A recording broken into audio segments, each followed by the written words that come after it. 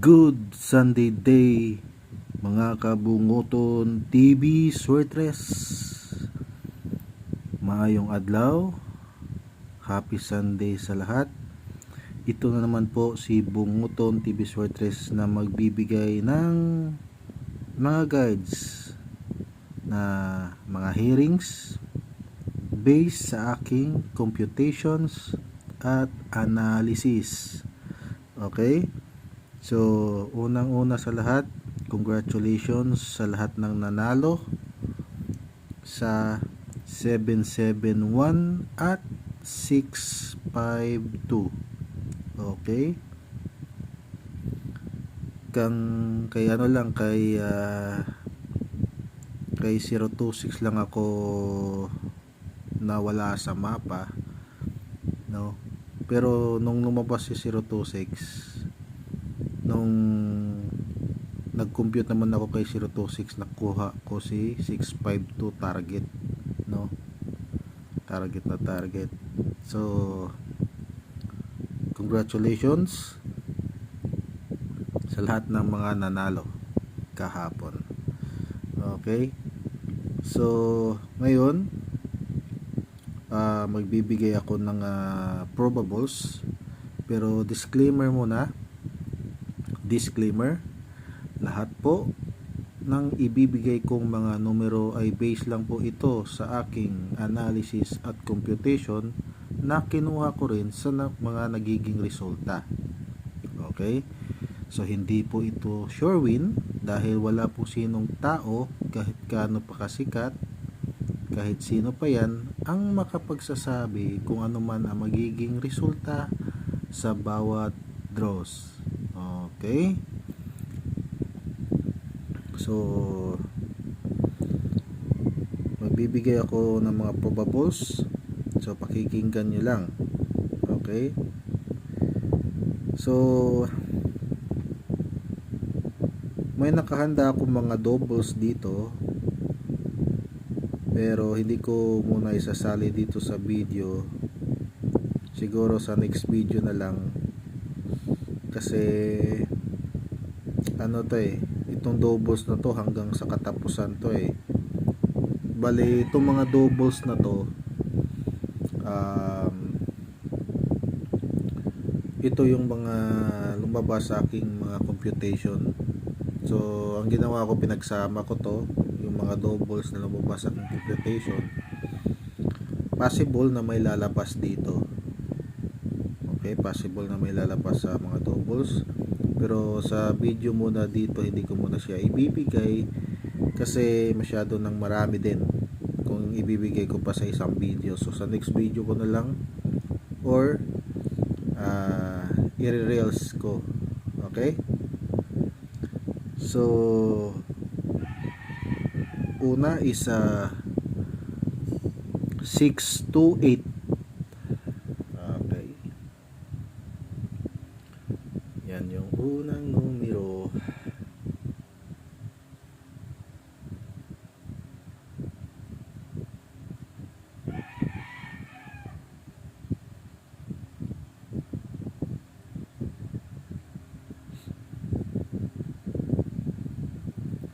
Six, 5, 1.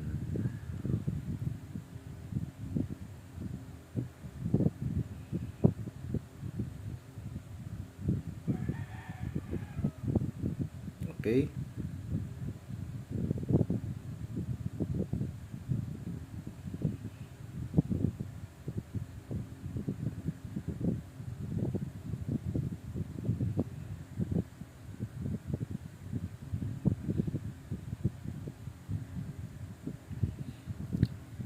Six, 5, 8.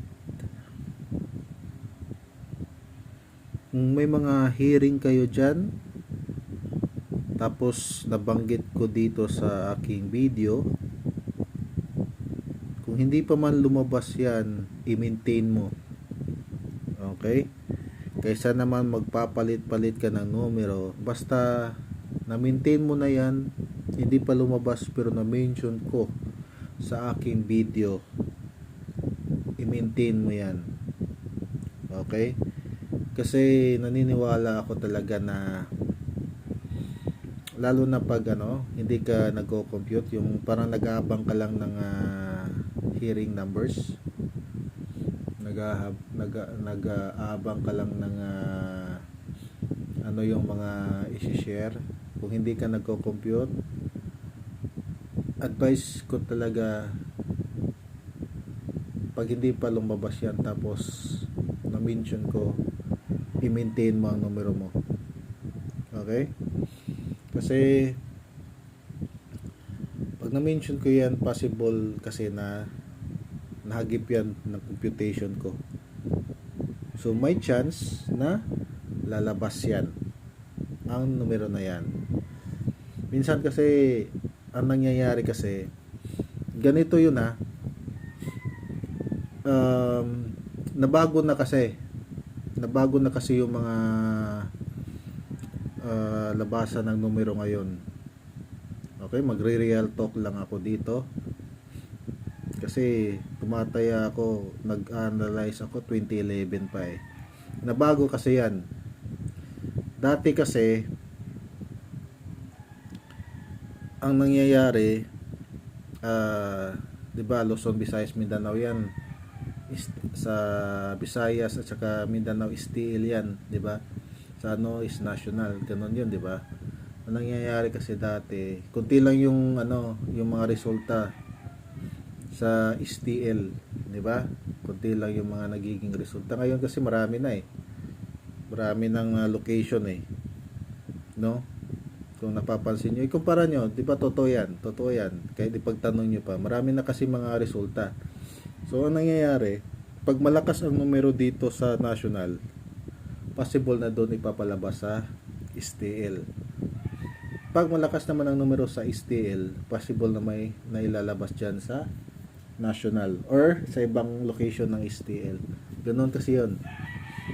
So, talagang compare dati, swerte nga lang ako, nakakachamba pa ako na nakaka 2 hits pa ako sa isang araw. Nakakatama pa ako sa isang araw. Chamba na rin no? Kasi ako talaga din na nagme-maintain din ako ng numero. Masasabi ko talaga na mas mahirap mag-compute. Hindi naman mahirap mag-compute. What I mean is, mahirap na talagang i-predict talaga kumpara dati ang lalabas. Mas mahirap ngayon. Aaminin ko yan. No? 658 629. Aminin ko yan. Kumpara dati. Kasi yung mga ibang computation ko, pag hindi lalabas sa national, nasa STL walang palto sa STL, lumabas doon. 627. So ang nangyari naman minsan, pag minsan nadidelay kasi, di ba, minsan may mga race back, may mga nangyayaring resulta sa 2 PM, race back kagad. May mga nangyayari pa nga, resulta ng 2 PM lalabas ng 5 PM or 9 PM same day. May mga race back naman na resulta ngayon, bukas, kinabukasan babalik. Pero different, parang binaliktad na yung mga numero, pero same pa rin yan. May mga ganyan kasi mga scenario. Kaya kung may mga maintain kayong mga numero dyan, huwag kayong ma-discourage, lalo na pag nasa video ko yung maintain mo lang yan. Okay? Tapos 622. Okay? Kasi aminin ko talaga, mas mahirap i-predict ang lalabas ngayon kumpara dati, no? Kung sa national ba lalabas, kung pupunta sa STL, Kung nasusubayan na na ano nyo, hirap sa Tagalog, nasusubaybayan, basta yun na yun. Yun yung computation ko dati, yung dati-dati pa. 'Di ba minsan ano pa nga ako eh, kasama yung STL, nakaka 10 hits pa nga ako sa isang araw, 'di ba? Tapos sa national, kuha ko yung tatlong draw. So yun yung ano ngayon. Ngayon kasi nakaka-hits pa naman din ako sa STL. Hindi ko na lang pinapakita. Kasi tinatamad na ako. Okay? Tinatamad ako isali kasi focus naman ako sa national. Dati kasi pinapakita ko rin yung mga numero natin na tamaan ko sa STL. Ngayon naman marami pa rin ako tinatamaan sa STL. Kaso nga lang, hindi ko na pinapakita. What for? I-focus naman tayo sa national. So hindi ako tumataya sa STL. Okay, sa national lang ako. Kaya hindi ko na pinapakita. Minsan nga may araw na tinatamad akong mag-edit, kasi at the end of the day, ang storya naman nanalo ka eh. So minsan hindi ko na pinapakita kung nanalo ako. May mga senaryo na ganon. Minsan tahimik lang ako na nananalo. Ganon lang. 695. Okay.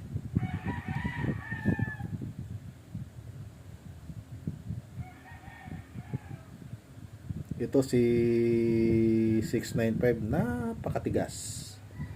Tigas-tigas.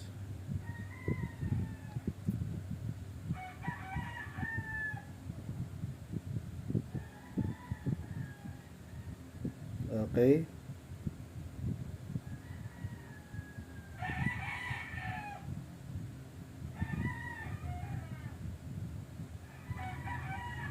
Tapos 577, double 7, 577. So yan lang. Magandang araw sa lahat. Good luck. God bless. Ingat.